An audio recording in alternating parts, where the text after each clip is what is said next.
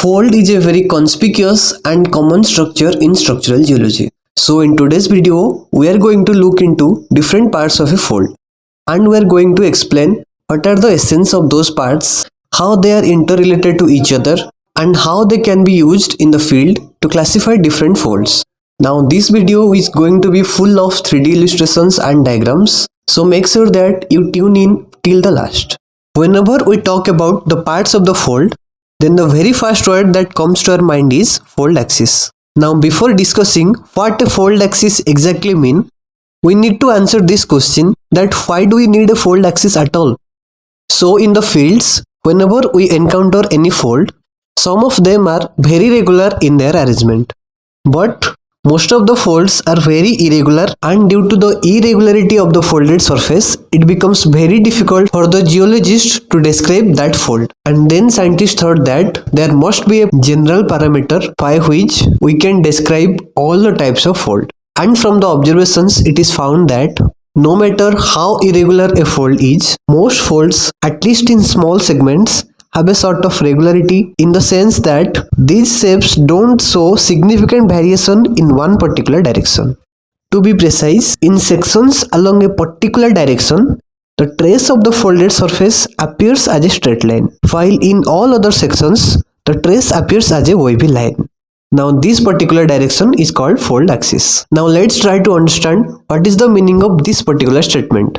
In this illustration, as you can see, that we have a folded surface, and if we allow a plane to cut the folded surface like this, and now if I take out that plane, then on that plane the folded surface would look like a wavy line, something like this. Okay.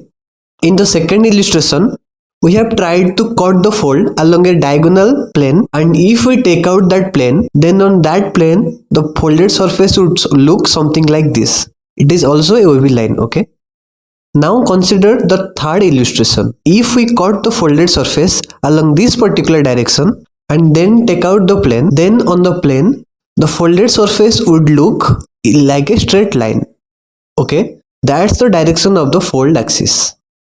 Now in the diagram as well, you can clearly see that on the left hand side, whenever we try to cut the fold along that particular direction, then we get a curved line on the plane. But if we cut the fold along the fold axis, then we get a straight line on that particular plane. Now we have another definition of the fold which says that fold axis may be then defined as a line which, moving parallel to itself, generates the folded surface. Now what does that mean? As you can see in the illustration, that we have several lines that are parallel to the fold axis, and whenever we try to project those lines onto the folded surface, then we can generate the whole fold. Okay, this is what it exactly look like. One more thing that is very important for fold axis is that it's not a material line, right? That means it's not a fixed line on the folded surface. Rather, it is a particular direction of the fold surface. Okay, when we will discuss the hinge line, then you can see there that it is a material line. That means it is a fixed line on the folded surface.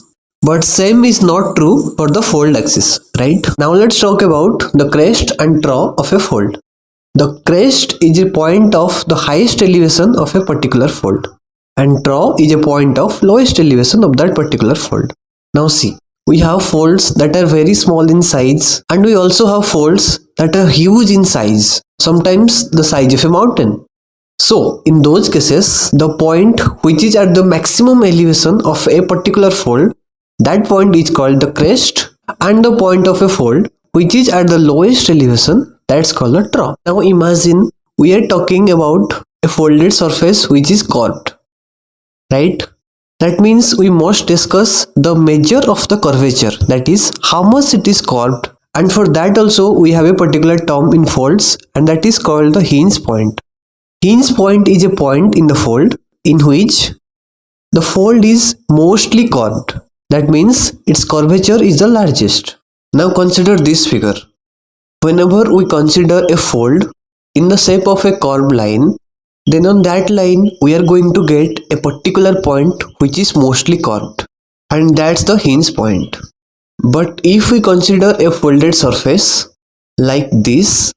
Now see, this folded surface can be divided into several curved lines, and each curved line would have a hinge point of its own. As you can see, A, B, C, D, E, F and G, they are the hinge points of the corresponding folded curve. But while considering the total folded surface, we will just join all the hinge points and the resulting line would be a hinge line. Okay. In fields where we are examining a particular fold, then in most of the cases we won't see a particular point at which the fold is mostly curved. Okay. That means the concept of hinge point or hinge line is not widely applicable everywhere. That's why we have introduced one more term, that is the hinge zone, which represents an area of maximum curvature, right? So a hinge zone is a segment of highly curved lines around the hinge point. Now, one more question to address here is that, can a fold have more than one hinge point? Well, the answer is yes. A fold can have more than one hinge point. Look at the second figure here. It's more or less like a box fold. What is a box fold? We will discuss it in the successive lectures.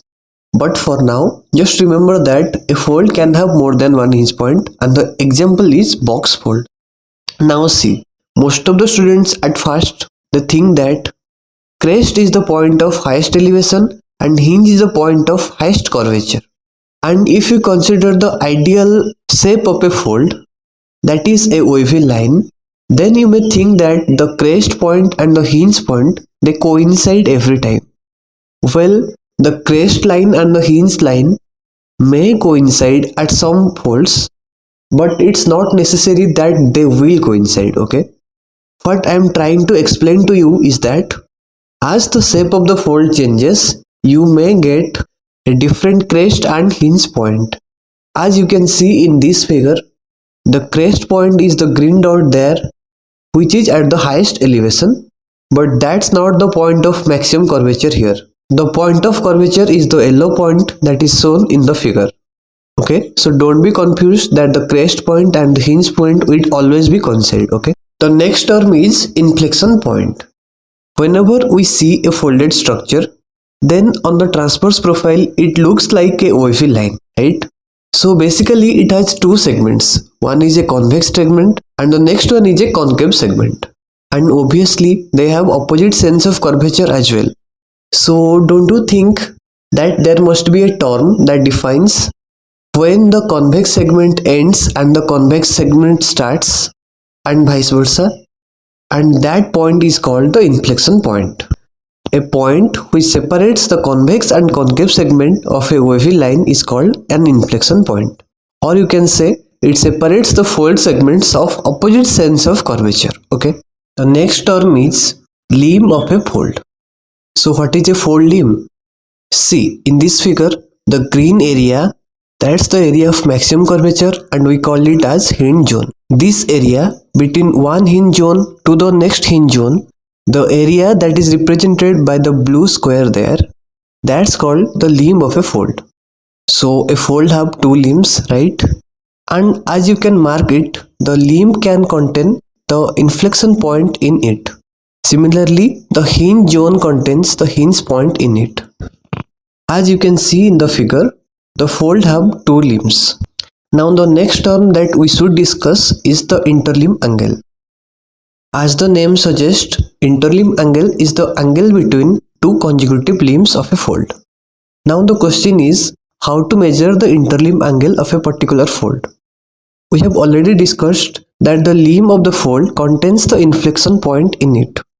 So now we have to draw tangents from the corresponding inflection points, and if we extend that tangent, at some point they will intersect with each other. At the intersection point, the angle created by both these tangents are called the interlimb angle. Okay. On the basis of interlimb angle, folds are also been classified into several types. We will learn all these classifications once we discuss the classification of the folds. The next term we are going to define is the axial plane of a fold, or it is also called axial planar surface. Now, by definition, The surface or plane obtained by joining the successive hinge lines is called the axial surface. Now, what do we mean by that? In the figure you can see the hinge line and the axial plane. Now the interesting point to note here is that this is only one surface of a folded structure. As you can see in this figure, this folded structure consists of several layers of folds. You can see layer A, layer B, layer C and layer D. These are the layers of a fold. But in this figure, we are considering only one surface of a fold. So for the layer that is above this layer, there would also be an hinge line. Similarly, for all other layers that are above this layer, they would contain their own hinge line. Now imagine the red lines as the hinge line of the layers above this particular layer. Now if we join all the hinge line, then we will get a plane, and this plane is called the axial plane. Okay. Now the line of intersection of the axial surface and any other plane or surface is called the axial trace. So if we consider the planes that are parallel to the axial plane and if we allow them to intersect into the fold surface, then we can get several traces of axial plane on the formed surface, right? Now see, for a cylindrical fold, the line of intersection of the axial plane and the formed surface is represented as the fold axis. So you can say all these lines are the fold axis. Now remember that we have already discussed that fold axis is not a material line. It is an imaginary line which corresponds to a particular direction. So these lines that are parallel to the fold axis can also be called as fold axis. But the same is not true for hinge line, okay? Because hinge line is a material line. So if we draw a line that is parallel to the hinge line, then we cannot say that it is an hinge line also. So that's the difference between a fold axis and a hinge line, okay? Now we have some more terms to describe. The first one is the enveloping surface. These are the two surfaces that bound the fold in a single folded structure.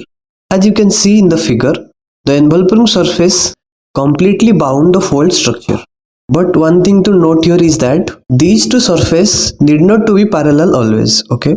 Now the next term is the median surface. If we join all the inflection lines of a fold train, then the surface resultant is called the median surface. Now we have two more terms to define here.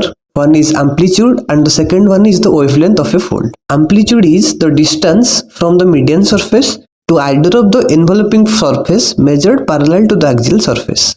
As you can see in the diagram, the distance between the median surface and the enveloping surface, when we measure that distance parallel to the axial plane, then it is called the amplitude of a fold. Wavelength is the distance measured parallel to the median surface between one point of a fold and geometrically similar point on a neighboring fold on the same fold train. That means if we have to measure the wavelength of a fold, suppose from the crest of a particular fold, so we have to measure the distance between the crest of the fold and the crest of next fold. Similarly, if you want to measure the wavelength from the trough of a fold, then the distance between one trough and next trough of folds of a same fold train is called the wavelength of a fold. So the distance from crest to crest or trough to trough. The only criteria is that both the folds should be next to each other and they should be of a particular fold train, okay? Now the next term we have is the intrados and the extrados. Now see, in a fold, we have two arcs, the outer arc and the inner arc. The outer arc is called extrados and the inner arc is called intrados. Simple, right? Intrados is the curve that is always towards the fold core, okay? And extrados is always away from the fold core. So in a convex part, you will see the extrados as this point and the intrados as this point. Similarly, for a concave segment, intrados lies always towards the fold core and this is the fold core. That's why this is the intrados and this is the extrados, okay? Now with that, we have completed almost every part of a fold. Hope you have understood all the concept and enjoyed the video. Thank you for watching.